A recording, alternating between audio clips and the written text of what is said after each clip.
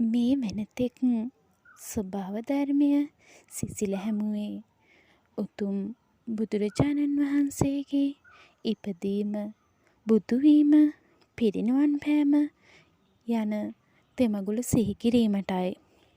ලක්දිව බෞද්ධයන් වන අප ආමිස පූජාව හා ප්‍රතිපත්ති පූජාව පවත්වන්නේ ඉතාමත් ශ්‍රද්ධාවෙන්. අමාමෑණී බුදු පියාණන්ගේ තෙමගුල සිහි කරන අද දිනයේ මම ප්‍රාර්ථනා කරන්නේ ලෝකයටම වැළඳී ඇති ඉතා භයංකාර රෝගය දුරු වේවා කියයි. තෙමගුල සිහි කරන මෙම අවස්ථාවේ ඔබත් මෙය ප්‍රාර්ථනා කරන්න. ඔබට තෙරුවන් සරණයි.